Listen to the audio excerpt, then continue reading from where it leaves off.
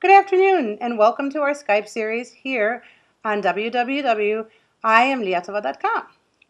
Today, we welcome Rita Gabis, who is an author of this wonderful book, A Guest at the Shooter's Banquet. Thank you so much for joining us today. It's my pleasure. It's a privilege to have you with us. Could you share a bit about the premise of the book? Sure. So the book concerns my Lithuanian Catholic grandfather, who I knew well when I was growing up. About 6 years ago, I learned that he worked under the Gestapo in a small, it actually was a region of Lithuania, the Svencionas region, from 1941 to 1943. And the book is really, the book documents my search to find out what he did in his role. He was chief of security police under the Gestapo. What he did and the impact it had on any survivors that I could find and interview. So that's the basic premise of the book. And I should just say quickly that my research did not begin as an idea for a book. My research began as something that was very personal. It was very much about my family. And then as I waded deeper and deeper into it, then it became something that I realized I was going to flesh out into book form. And you mentioned briefly that it started out as a personal search. Right. And how was that? Did you find it to be cathartic, or did it have an opposite effect, being that you have the Catholic side and then you have the Jewish side? So how was Right. that experience personally as you delved deeper and deeper into your family's roots? So on my father's side is Jewish from, in part, a region of Belarus very near Svencionas region where my grandfather worked during the war. And my mother is first generation Lithuanian Catholic. Her mother was sent to the Gulag during Stalin's purges, and that's something else I write about and researched in some great detail. And so, I was raised in a very blended family, and the matriarch of my family was my Jewish grandmother. So when I learned this about my grandfather, I felt both of these kind of polarities at work in me. And I can't say that the experience of the research was cathartic, but I will say that it um, it was very enlightening in terms of my own identity, but also in terms of my family's and my extended family's experience of the war and my own understanding of the war in Eastern Europe. And when I say war, I mean both the Russian occupation prior, the World War II, the Holocaust, and then what happened directly after the war. Can I ask, as you were going through the research process and you were finding more and more about your family, was it a natural process to just start to write, or did you need time? Did you take time to digest that, reflect on it, understand it on a personal level? How did the actual book come about? Well, Was I it think when my mom first told me that my grandfather had been a collaborator, and in Lithuania, 95% of the Jewish population were killed during the war. And also, and now more and more, it's becoming a subject that is more open to dialogue in the country itself, in Lithuania. But there were a relatively high number of people who participated in one way or another in that genocide. That was something, my grandfather's possible role in that was something that it took me a long time to kind of absorb. In terms of the writing, until I began traveling to Lithuania, and I was there a lot. My research for the book took about 5 years, I think, and I was traveling back and forth from Eastern Europe to Israel many times during that period. It wasn't until I had spent enough time in Lithuania and talking to Lithuanian historians that I began to feel like I could really start writing the book. There's something about actually being in the country and also talking to the people who've really done an enormous amount of work around the wartime experience in Lithuania. Arūnas Bubnys is one of the people who comes to mind, and I credit him in my acknowledgments. He's a wonderful historian who's done a lot of work, particularly around this issue of collaboration and what happened in some of these outlying villages, towns, and regions um, when the war was going on. Can I ask you, you mentioned it briefly about the experience of writing the book and how you needed a bit of time to digest it. Right. When you did begin to write, though, I've got to say, as a writer myself, I found it not only captivating, but your ability to show or explain, take the reader into the moment is unbelievable. Like I was so captured. I've read this book more than once, but each time it was the the detail that you share of small events makes the reader feel that they are there with you. And I felt that it was an outstanding job.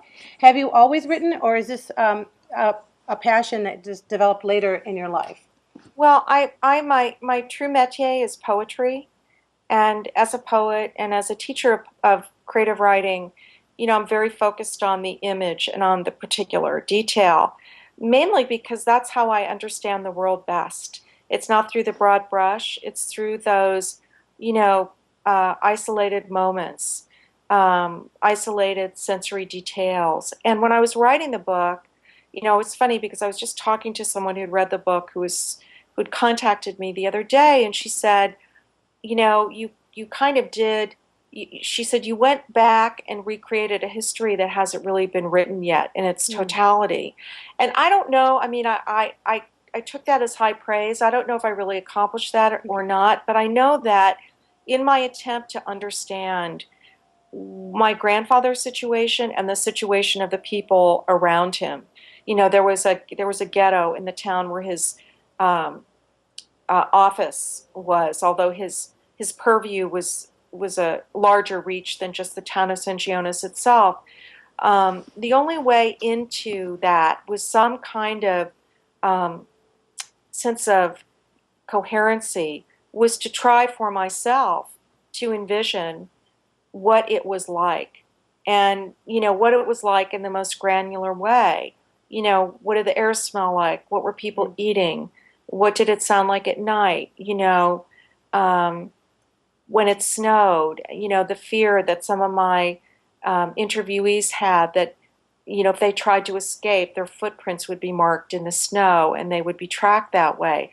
Those small um, images were extremely important to me. And we were talking before you started recording this, but just to say that I think those things are part of what makes um, oral histories and testimonies so incredibly valuable. Yes, I would agree.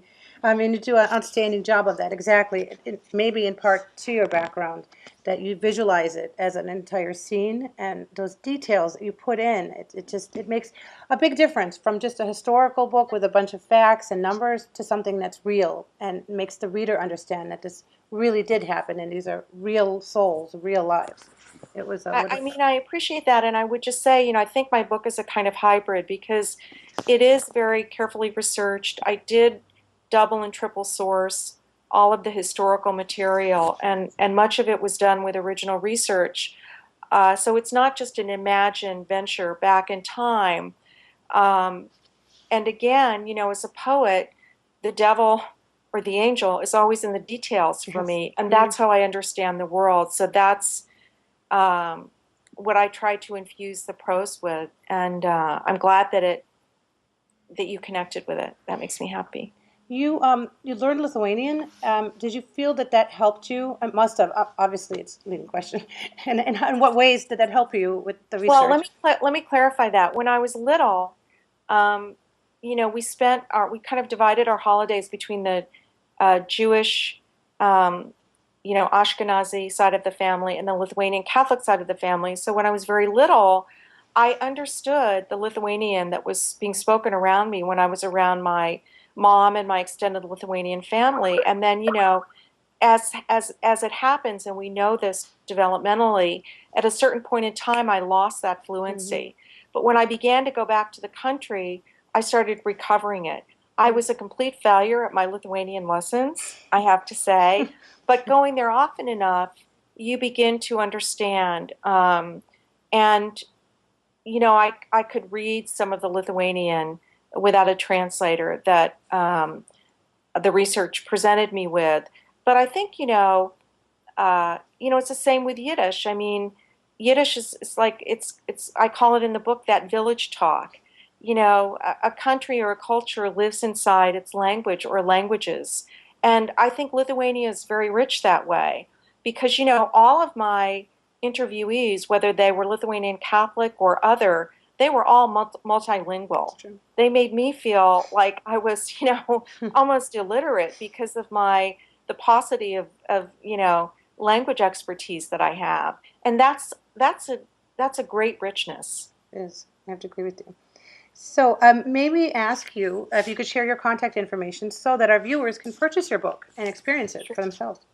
Okay, so just to say, my book is published through Bloomsbury in the US, and it's going to be coming out in the UK as well. You can get it at any indie bookstore, Barnes and Noble, but my website is www.ritagabis.com. And I also have author Facebook and Twitter, as everybody does now. And I also have gotten wonderful, very interesting comments from readers, so I'm really interested in that dialogue too. If someone in your audience picks up the book and has a question that's not answered in the book itself. And feel free, they can share it on your site or on our site. We really do like to foster discussions here on I Am Lietuvă as well. Great. So we conclude our interviews with the same two questions that we ask every interview. The first is the food question. A lot of our viewers no longer speak Lithuanian or perhaps have never spoken Lithuanian. We still have the food, the memories of childhood that link us together. Do you have a favorite Lithuanian dish that you remember? I do, and I don't know the Lithuanian name for it, and my mom didn't either actually, and she still speaks Lithuanian every week to her sister, but it's this wonderful twist of fried dough covered Hmm. with powdered sugar. Do you know Oh the name of yes! it? Oh my gosh! Yes, I've eaten them 100 times at Parapia and other places, and right now it's escaping me as well. So I'm going to But it was yes, like it and it melted in is your mouth. yes, and it's It so was quick to eat. Oh my gosh! Yeah, Yes, it's I exactly know what fantastic. you're talking about, and someone I'm sure is going to be watching this, and they'll know exactly what you're I talking about. hope The I minute hope you said so. it, I I would knew. love to know the name so that the next time I'm in the country, I can ask someone for it. Or Um, the next time I'm with Lithuanian relatives, ask them to make it. I'm going to make a quick call and I'm going to find out. So when I post this interview on social media, I will add that answer so everyone will be aware. Yay. Thank you so You're welcome. much. Now, our final question, on a more serious note, is what does being Lithuanian, what does that mean to you? Or uh, how do you understand being Lithuanian? Before I wrote this book, my Lithuanian identity was tied strictly to my relationships with Lithuanian family members in the U.S. Writing this book, I feel so grateful to have gotten the chance to meet my extended Lithuanian family and to, again, as I said, spend a lot of time in that country. I feel like I'm this blend, um, half Jewish, half Lithuanian Catholic, and I feel like um, being Lithuanian is being part, having that as part of my heritage is incredibly instructive for me because the history of Lithuania is a fraught history. And to really know the country, you have to know about the different occupations, the years when the country was war torn, the populations who disappeared. I think there's something really, humanly humbling about that, and about carrying that knowledge. And it also contributes to my understanding of, the world outside of Eastern Europe, outside of Lithuania. So it's very enriching. I can't say that I, embrace all the traditions. That has to some degree fallen away because we've all gotten older and our families don't converge as they used to. But I think, some people have said, in the writing of this book, did you then hate that part of yourself? Because my grandfather was a collaborator, and in a way it was the opposite. I felt like the book allowed me to claim something for the first time. Mm, beautiful. Thank you so much for sharing that and sharing your work. It's really important, and it's my privilege. Please come back and speak with us again with Well, your future projects, and at any other time if you'd like to update us. We'll be here. thank you so much, Alex. Thank you. It's truly been a pleasure. Okay, Bye-bye. you too. Bye.